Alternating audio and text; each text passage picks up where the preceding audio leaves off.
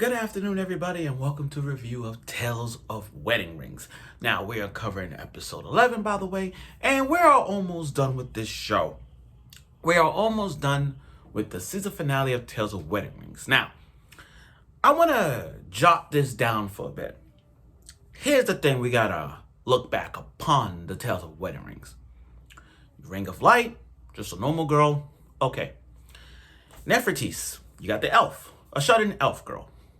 Then you got Granite, who's a cat warrior. Like, we all have a thing for cat warriors, and we all have a thing for elf characters. And then you got Sapphire, who's a dragon. We all have a thing for dragons. I mean, you go watch Miss Kobayashi Dragon Maid. Now we get into android characters. Now, here's the thing. We all have a taste when it comes to elf girls of the world, the cat girls of the world, the dragon girl of the world. But robotic girls has kind of been under the radar that we don't even think about robotic girls. We don't even bring about that. There are times when we debate about who's best blondie girl, who's best tsundere girl, who's your favorite busty girl in anime, who's your favorite kundere, who's your favorite waifu of the series, on and on. But we don't bring up android characters. Like, when we think of android characters, 9 times out of 10, everybody gonna say Android 18, which is pretty obvious. Everybody gonna say Android 18. Obviously Android 18 before she was human. And then you got that, and then you got Makoto from Ghost in the Shell, one of the most iconic animes of all time, Ghost in the Shell, and also Icarus from Heaven Lost Property, because she's an android. But when I'm bringing up those names, I'm talking about we got an android character. Yes, the fifth ring. After years, episodes after episode after episode after episode, we finally got the element of Earth. Last week was one of those cliffhangers where just like, okay, we're back home. We went from isekai to now reverse isekai. So now we're in the human world where Hime got the advantage. Well, not really exactly in this episode, but you get the idea. So without further ado, let's get right to it with the Tales of Wedding Rings episode 11 review. Okay, let me cut to the chase. You're in a new world. Sato is in back home with Hime and the others. Those 3 have no idea how to live in the human world like that. Like, they try on these clothes and, they all look good. But they never know how to live the life of a human world. I mean, like, for real. You got people questioning, like, be honest, guys. If Sato was with all the girls, would you be like, who's that girl with the cat ears? Who's that one with the elf ears? They cosplaying? Is it some kind of convention? I'm pretty sure y'all feel the same way. I'm pretty sure you're going to feel the same way with this one. But they're trying to figure a way to go back home. After everything that happened last week with those 4 has not been useful and much, you got to give props for Grandpa. Just sacrificing a portal to have them back to Sato's home, them back to planet Earth. That's that. But they still haven't found the ring. They haven't found the 5th ring. While Nefertiti is developing her own, going to libraries on a regular basis to study the world that we live in. Garnet is talking to her cat friends, given the fact she's the cat warrior, she's just talking to the cats, so she's communicating them.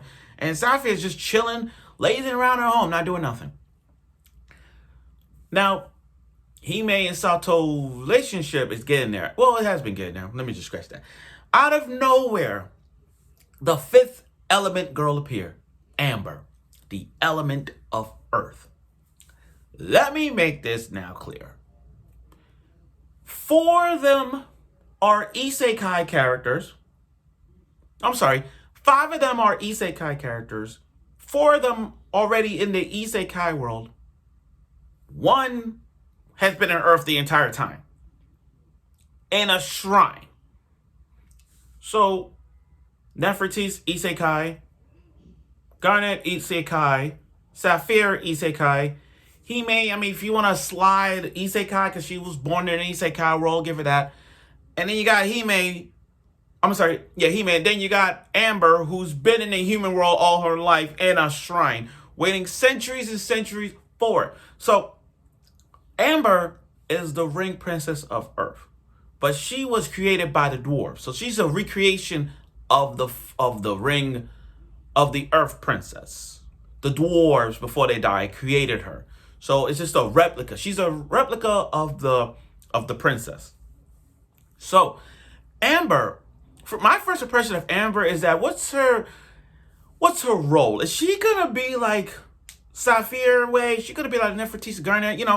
But she kind of nice. I like her. I have no beef with her. I don't have any problem with her. She's one of those straightforward people. She's really straightforward and not in a tsundere way, but in a nice, calm way. All that stuff. I mean, her role is just be with the princess. I mean, her role is just be with the Ring King. Her primary goal was to be the Ring King, and that's the only goal. It's not. There's no like set emotions aside. Like by set emotions, I'm talking about like Granite, for example. She's a cat warrior. She just wanna see if Sato's bravery will make her be the wife. And I'm looking at Amber. I just want to see where Sato feeling comes in play. Like what do you really, really want? Now, we got to see Amber in not in action, but she could make portals, but that's a later topic in another way. But this is where I get a little upset at Hime in this episode. I'm a little disappointed in Hime in this episode. I really am. First off, you're the Ring Princess of Light. You're the first princess that you got. Sato, he didn't ask for this predicament. He never asked, like, hey, marry me, you marry the other four. It was like nothing handed to him. He chose this path. He chose this. It wasn't like he was chosen by gods. It wasn't chosen by, he's the chosen one. Remember, first episode, he walked in, stopping Hime because he loves Hime. They've been together for 10 years. They know each other for 10 years. So for him, he still has feelings for Hime. He still does. I mean, he jumped into the Isekai role and he married her. But now you're looking at this girl, Hime, right now, and she feels like, don't do it. I'm happy here. I'm happy here. Don't go back to the Isekai world because you yourself, you can't handle it. You've been in sword fights.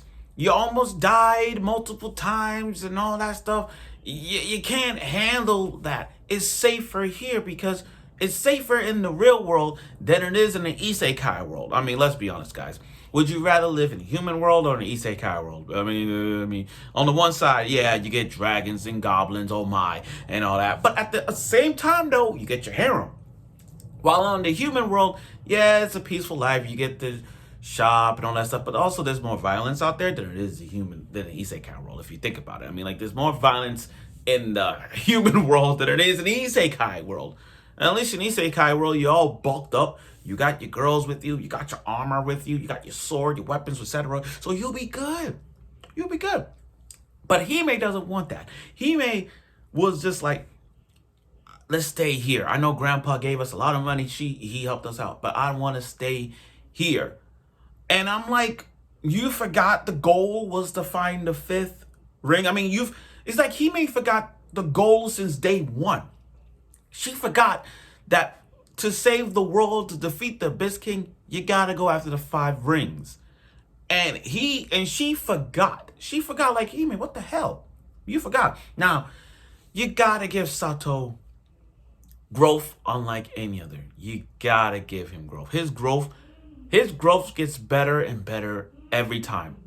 Every freaking time, his growth gets better. And for him to see deep down what he really wants to fight for, deep down what he really need to do to get back home, like, he was confident. He knows the dangers in the world.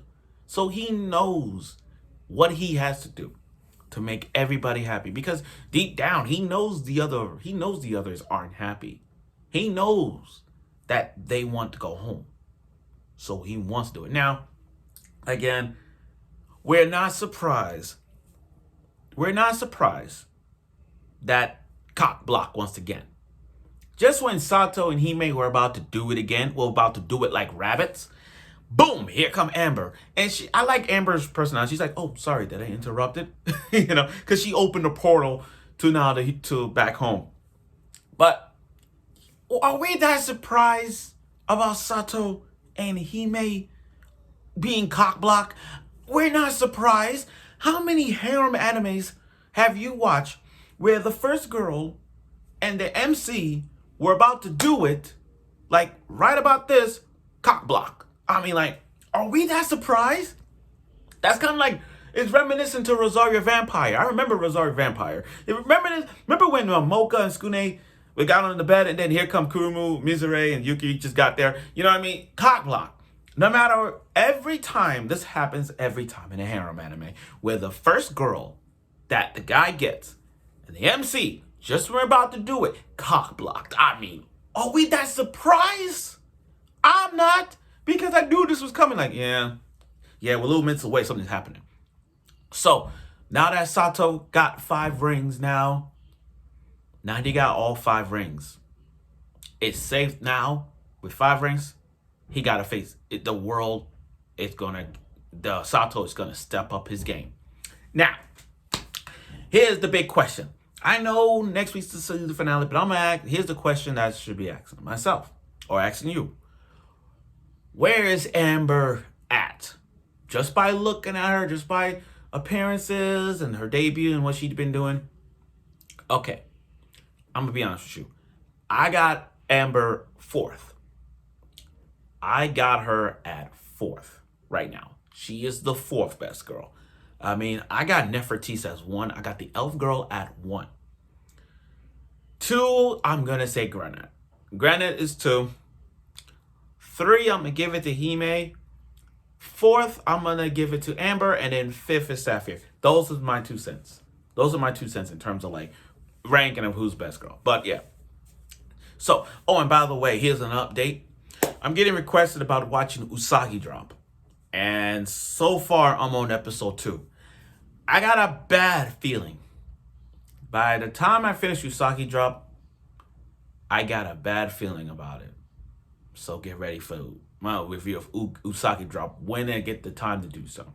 But overall, though, Tales of Wedding Ring episode 11 did not give us fan service in this episode. It's showing like a little development, showing how the other 3 never experienced the human world, and then you get to see how they get adjusted to the world, and then we got to see the element of Earth, Amber, the android girl, who's, people might say she's better than Android 18. But other than that, with 5 rings now, Sato is not the world is gonna be over. Let's say the world gonna be over. I mean, with 5 rings and going back, him and his girls are going back to save their homes. This is going to be one of those epic battles you have to see. Now, we don't know how it's going to be, but we'll see where this goes. I hope so, too. So, I look forward for next week's episode of it, and I'm sure you will.